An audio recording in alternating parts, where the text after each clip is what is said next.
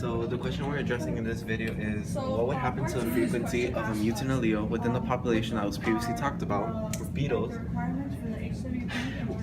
if the population were exposed to insecticide? Now, there's actually special properties to this allele. It's a mutant allele, meaning that it could have been achieved through a substitution or a deletion of a base, or even an insertion of a base. So it's basically a mutant allele that wasn't there before. Now it is within the population, even before it was exposed to insecticide.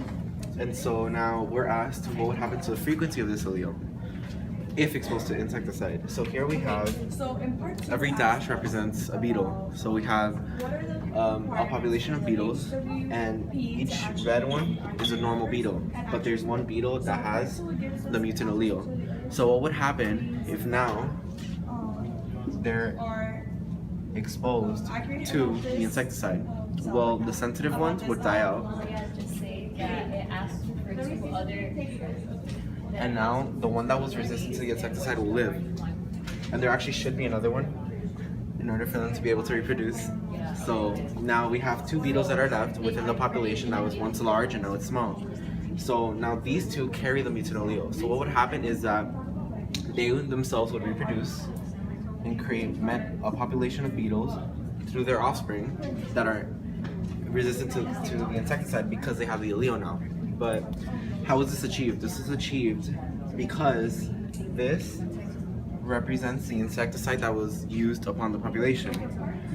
But now, since two survived and they were able to reproduce, now the whole population has the allele. So we can consider the insecticide as a selection pressure.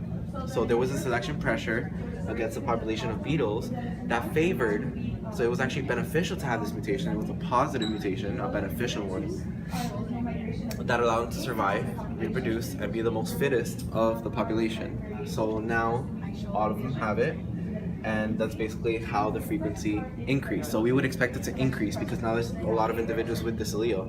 But now they're asking us, sketch a graph to show the frequency of this allele within the population. So what we're gonna do is we're gonna create a graph, and we're gonna do time after insecticide usage. So how many days or how much time, specifics don't really matter, of after we used insecticide on the population that killed the rest of the beetles.